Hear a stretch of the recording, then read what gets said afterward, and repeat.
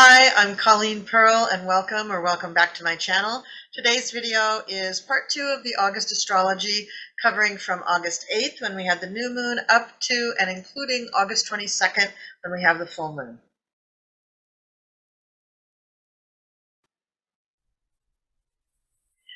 Now let's talk about the actual astrological aspects that happen in the latter portion of August. First up, we have the new moon on August 8th. And August 8th falls almost in the middle of the Lion's Gate portal, which started on July 26th and will continue through August 12th. This puts a whole other spin on the Leo power during the season of Leo. Lion's Gate celebrates the time when Sirius aligns with other stars in the Orion's belt and can be seen quite clearly through the pyramids of Giza.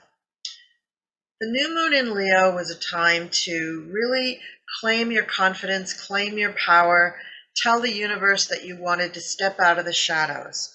And that took place on August 8th. On August 10th, we have Venus in Virgo in opposition to Neptune in Pisces. On August 11th, we have Mercury in Leo opposing Jupiter in Aquarius, and also Venus in Virgo trining Pluto in Capricorn. On August 19th, we have Mercury conjuncting Mars. On August 20th, we will have Mercury trine Uranus, Sun opposing Jupiter, and Uranus will be turning retrograde in Taurus. On August 22nd, Mars will trine Uranus, and we have our full moon in Aquarius. Now let's talk about our planetary ingress for the month of August. And remember that this means when a planet changes signs or changes directions. First up is Mercury entering Virgo on August 11th, Venus entering Libra on August 16th, and the Sun entering Virgo on August 22nd. Mercury going into Virgo is always an interesting thing, especially while we're still in Leo. We're still kind of in vacation mode. Virgo is not. Virgo is all things meticulous, precise, and detailed oriented. As a result, if you really think about all of these details and you get too precise and meticulous in the work that you're doing, you could generate a little anxiety trying to control everything around you. So we don't want that. We want you to enjoy the idea that if you're into perfectionism, you've got it now. Mercury in Virgo, will make your mind very clear and precise. So it's a great time to be formulating ideas. It's also a great time to organize things. So now's the time to go to the Dollar Tree, pick up all your bins and bags and boxes that you need to organize stuff, and start clearing everything out. You might want to do this while Venus is in Virgo, because once it goes into Libra, you're not going to want to bother with house cleaning. Also, Mercury is going to be going retrograde in Libra at the end of September, so you want your home to be nice and pretty so you can have guests over. While Mercury is in Virgo, your mind will be vibrating at a much higher frequency right now. So how could you have missed this? Why didn't you see that before? These are the questions you're going to be asking yourself, because Mercury in Virgo will boost the frequency at which you think. So you're going to be noticing things that you never noticed before. But don't be too hard on yourselves. Not everybody can actually be a Virgo just because Mercury is in Virgo. Clarity and precision will be your bywords now. Now figure things out quickly, because Mercury will only be in Virgo for 19 days. When Venus goes into Libra, that's also a planet going into one of their home signs, and this is a lovely one. So while Venus is in Libra, you're going to want to maybe indulge yourself in a little shopping, buy some new clothes, look for the latest fashions. You might want to indulge in some really beautiful shoes or anything that has to do with fashion or artistic expression in any way, or beauty or feminine things, or the expression of beauty in nature. All of these things are very much equated to Venus in Libra. You also will find yourself spending a little more on not only yourself, but on your friends and lovers. So be careful that those tips don't get too big while Venus is in Libra, or you won't have any money left over for those Louboutins. Think about that. You're going to feel pampered and really spoiled while Venus is in Libra, and that's a great thing. Now, it's only here for the next 25 days. That's August 17th through September 11th. So make sure that you really spend that time doing a little pampering because you deserve it. And of course, on August 22nd, the sun will enter Virgo, and that's when we all kick into kind of a Virgo hyperdrive. The perfectionism won't stop, but also it will give you a chance to take care of all those details. So with the kids going back to school, you'll be able to nail down who has everything in their backpack, who's taken their lunch, who forgot it, etc. The sun in Virgo is what we all equate with going back to school because Virgo has to do with things like counting and keeping track of things and schedules and being organized. But it's also about beautiful artistic expression, symmetry, keeping things tiny and delicate and detailed. So jewelry making, these are also things that are ruled by Virgo. So it isn't just plain Jane stuff, it's beauty as well. But it really kicks up a notch when all of these things go into Libra the next month.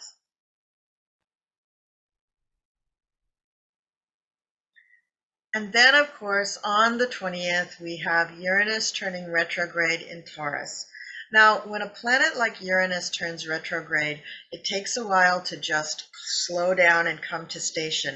And during that period of time, the energy of the planet becomes more and more intense, mainly because it's sitting on 1 degree for a pretty long time, maybe like a week, before it actually turns retrograde. Uranus and Taurus has shown us that we need to make changes in our agricultural products, in our land use, in our environment. All of the things having to do with the earth, because that's the sign Taurus, need to be changed up, and that's the Uranus portion of it. So when it finally does go retrograde, you may find that big organizations have a lot to say about these areas. Agriculture, the food industry, climate change, geography in general, the earth in general, the land that we use in general. These are all going to be really emphasized during this retrograde period of Uranus. So watch out for that. And it's going to stay retrograde until January 2022. So here's a lineup of our retrograde planets. There's Pluto, Saturn, Jupiter, Neptune, and Uranus. So now we're going to have 5 planets up until mid-October that are retrograde. That's a lot of retrograde energy. And all of these big planets, again, they don't act like Mercury retrograde. When a big planet goes retrograde, it emphasizes things. It sits still in those degrees of whatever sign it's in, and it really drills home what's going on with the planet in their cycle right at that time. Now, retrograde is a different energy from their direct motion, but it's not like a Mercury retrograde where things just go wrong. That isn't the purpose of it. There's shades of what's going on. If you'd like me to do a video about the retrogrades of these planets and what each of them mean, just let me know in the comments below. Now let's talk about the major aspects of what's going on from the new moon to the full moon. On the 10th, as I said, we have Venus opposing Neptune. Now, this is an aspect that can get very, very emotional. People's emotions are really tested in a really unusual way because Neptune clouds things. It makes things fantastical, or it shrouds them in fog. So it's difficult for people to know if they're hearing the truth, if they can believe their eyes. They're just not quite sure. So on the 10th, be careful. Things are going to feel like it's great, like this person that you're talking to is offering you the moon. But wait, are they offering you the moon? Can they offer you the moon? They probably can't. So it's probably not good. But there's good news because the next day we have Venus trining Pluto, and this brings us right back down to Earth. Now, Venus trining Pluto is a very powerful, strengthening aspect.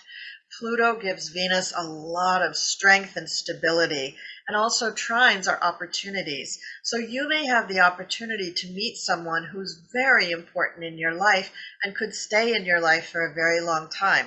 It could even be a soulmate, or it could just be somebody who's a mentor or a really good friend.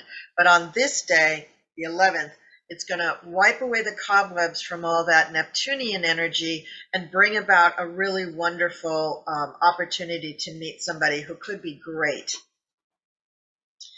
Then also on the 11th, we have Mercury in opposition to Jupiter. Now, Mercury likes little things, right? Mercury is your mind and communications and usually rules things having to do with our day-to-day communications and commute. But Jupiter is big, right? Jupiter expands everything. It blows everything up. So this is when you're going to be making your plans that are really big. So pay attention on the 11th. You may have a really inspired idea about something to, do in business, or something to do with your kids or your family or your personal career, or just your own journey in whatever you're doing, your spiritual journey, for instance. You could have one big, great, huge idea, and watch. The planets that follow in the next few days are really going to support this idea. So Jupiter's retrograde right now. So there could be some hangups with being able to articulate the idea or execute the idea. But the idea is going to be there. Now on the 19th, Mercury is conjunct Mars, and this gives you a lot of confidence about your ideas. So about a week later from that other aspect where you have the big, huge ideas, now you're going to have a lot of confidence in your ideas about a week later. So this idea is going to germinate. It's going to percolate in your brain, and you're going to refine it, and you're going to find yourself really actually seeing how you could make this into a reality.